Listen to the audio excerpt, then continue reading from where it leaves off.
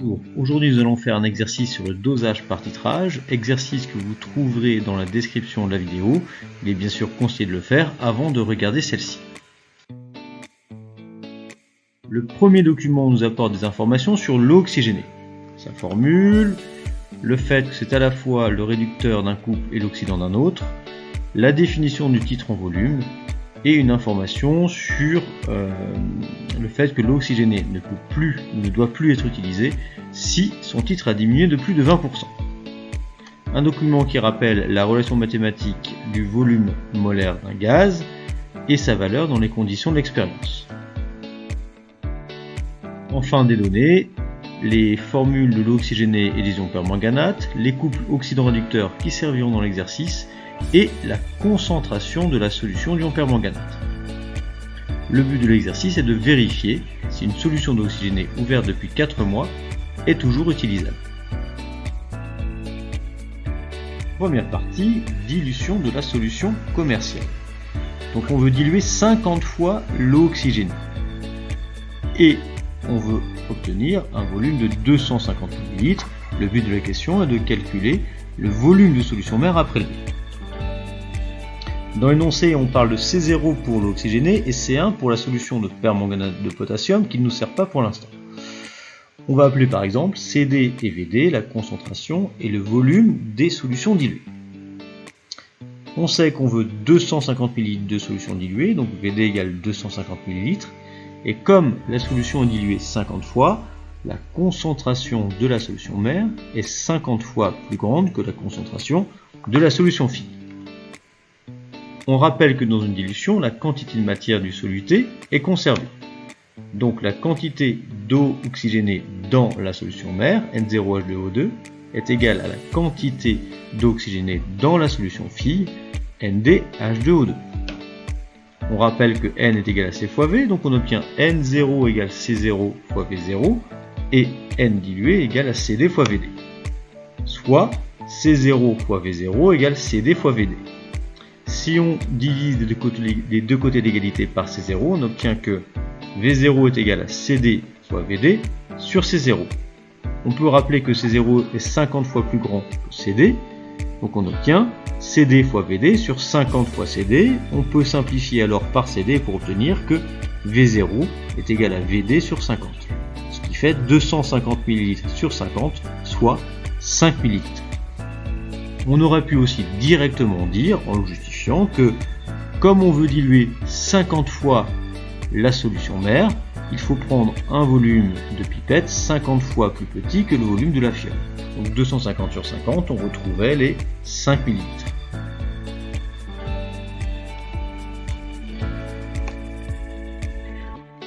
On a donc le volume de solution fille 250 ml, le volume de solution mère à prélever 5 ml.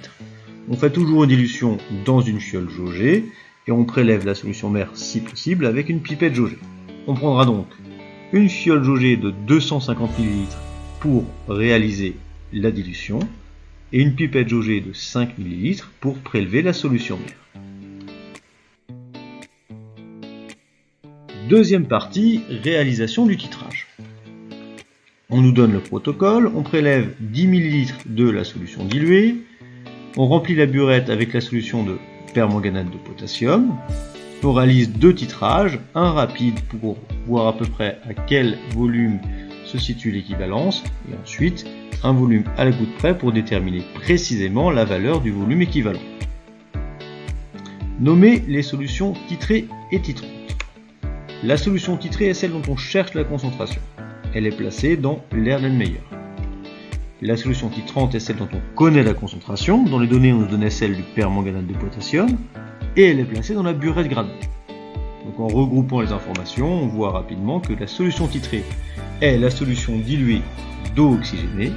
Et la solution titrante est la solution de permanganate de potassium.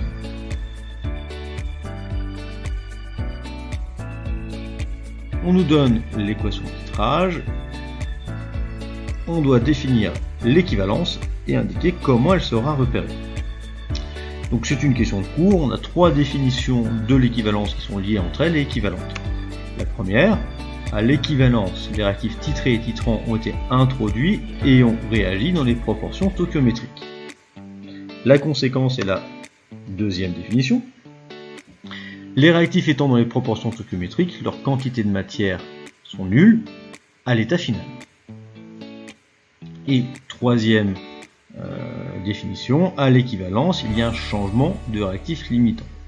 En effet, avant l'équivalence, le réactif limitant et le réactif titré qui est versé petit à petit de la burette dans l'Erlenmeyer.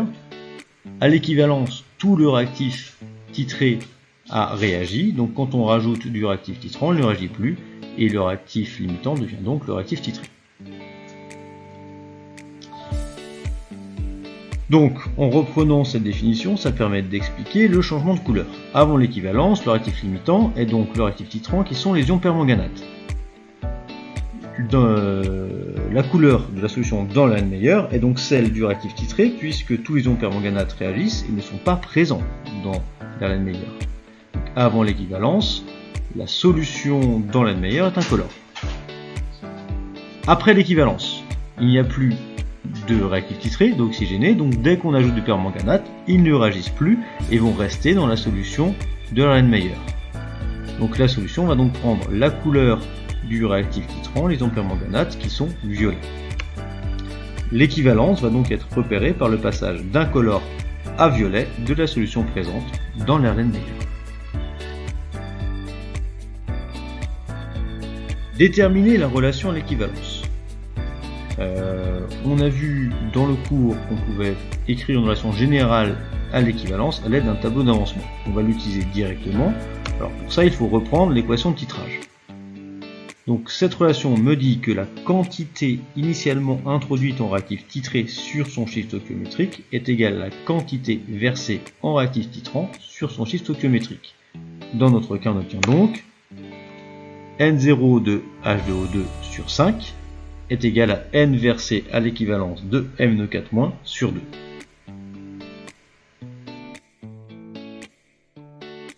L'équivalence est repérée pour un volume de 18,6 ml. On déduit la concentration de la solution diluée, puis la concentration de la solution mère. Donc on rappelle qu'on l'a vu précédemment que N0 de H2O2 sur 5 est égal à N versé de MnO4- sur 2.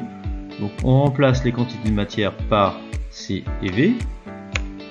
Donc N0 de H2O2 égale CD fois VD, concentration de la solution diluée fois volume utilisé dans le titrage. Attention, ce n'est pas les 250 ml lorsqu'on a fait la dilution, c'est les 10 ml prélevés pour le titrage. Et pour la solution titrante de permanganate, N versé de MnO4- est égal à C1, concentration fois VE, volume versé à l'équivalence. On obtient donc CD fois VD sur 5 est égal à C1 fois VE sur 2. On multiplie les deux côtés par 5 et on divise par VD pour obtenir CD égale 5 fois C1 fois VE divisé par 2 fois VD. Alors dans le calcul, on peut laisser les volumes en millilitres, puisque on aura millilitres sur millilitres, donc les unités vont s'annuler. On obtient une concentration de solution diluée de 9,3 fois 10 puissance moins 3 mol par litre. Pour remonter à la solution mère, qui a été diluée 50 fois, on multiplie donc cette concentration par 50. On obtient une concentration en solution mère d'oxygéné de 4,7 fois 10 puissance moins 1 mol par litre. Dernière partie, donc on va essayer de conclure pour voir est-ce qu'on peut encore utiliser cette solution d'oxygéné. D'abord, écrire les demi-équations, puis l'équation de dismutation de l'eau oxygénée. Donc la dismutation était définie dans le premier document. Vous voyez que l'eau oxygénée est à la fois le réducteur d'un couple et l'oxydant d'un autre couple.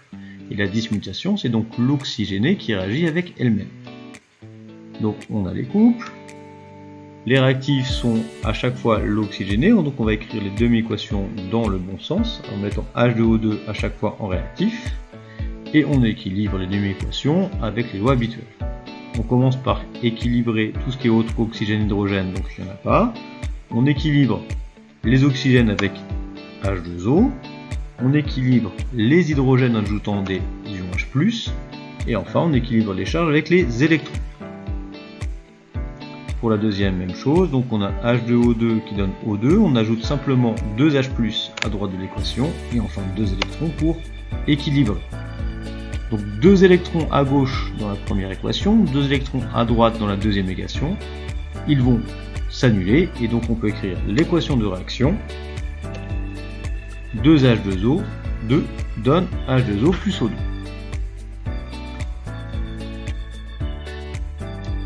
Donc dans la 8e question, on doit montrer que la concentration oxygénée d'une solution titrée à 10 volumes correspond à 0,89 mol par litre. Il faut reprendre la définition donnée dans le document 1. Le titre d'une oxygénée correspond au volume de dioxygène libéré par 1 litre de solution d'oxygénée qui se dismute. Cela signifie qu'un litre de solution à 10 volumes va dégager 10 volumes d'oxygène, c'est-à-dire 10 litres de dioxygène. On va faire un tableau de lancement qui va permettre de faire le lien entre la quantité initialement présente en oxygéné et la quantité de dioxygène libérée. Donc on reprend l'équation de dismutation. Alors attention, c'est une solution aqueuse. Ça veut dire que l'eau est le solvant. On peut directement indiquer dans le tableau que l'eau est en excès. Maintenant, on fait le tableau d'avancement classique. À l'état initial, donc j'ai une quantité N0 en H2O2 et je n'ai pas encore formé de dioxygène. En cours de transformation, il me reste N0H2O2 moins 2X pour l'oxygéné. Il s'est formé X mol de dioxygène. À l'état final, il me reste N0H2O2 moins 2X max pour l'oxygéné. Il s'est formé X max mol de dioxygène. On a un seul réactif. Il est donc forcément limitant, on peut indiquer que la quantité d'oxygéné est nulle à l'état final. On obtient donc une équation qui va nous permettre de déterminer Xmax. N0H2O2 moins 2Xmax égale 0, ça signifie que 2Xmax égale à la quantité initiale en eau oxygénée, et en divisant par 2, on obtient que Xmax est égal à la quantité d'oxygéné sur 2. Mais on sait également, grâce au tableau, que à l'état final, la quantité de dioxygène formée est égale à Xmax. On a donc deux expressions équivalentes de Xmax qui va permettre de faire le lien entre la quantité initiale en oxygéné et la quantité libérée en dioxygène. On a donc d'un côté Xmax qui vaut quantité initiale en oxygéné sur 2, et de l'autre Xmax qui est égal à la quantité formée en dioxygène. Cela signifie que la quantité initiale en oxygéné sur 2 est égale à la quantité formée en dioxygène. La quantité initiale en oxygéné est égale à la concentration théorique de la solution fois son volume. D'après la relation mathématique du volume molaire, la quantité formée en dioxygène est égale au volume libéré en dioxygène divisé par le volume molaire. On obtient donc une relation mathématique qui va relier la concentration théorique en oxygéné avec le volume de dioxygène libéré. En multipliant par 2 en divisant par le volume de la solution, on obtient donc que la concentration théorique en oxygéné est égale à 2 fois le volume de dioxygène libéré divisé par le volume molaire multiplié par le volume de la solution. Donc pour une solution à 10 volumes, le volume de dioxygène libéré est de 10 litres. On a dit que c'était le volume libéré pour 1 litre de solution et on avait dans les données la valeur du volume molaire. Donc quand on fait le calcul, on retrouve effectivement les 0,89 mol par litre.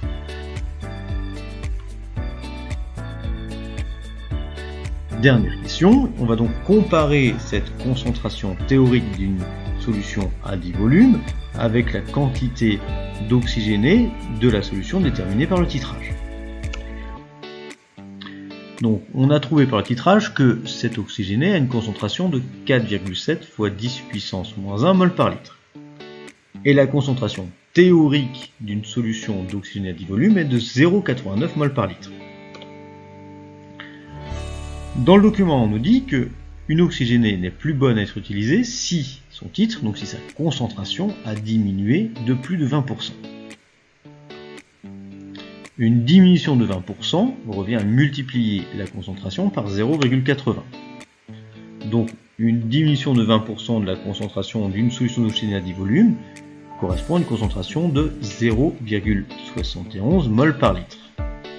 On remarque que la concentration de la solution titrée est inférieure à cette valeur, Donc ça veut dire que la concentration de la solution d'eau oxygénée a diminué de plus de 20% et donc qu'elle n'est plus bonne à être utilisée.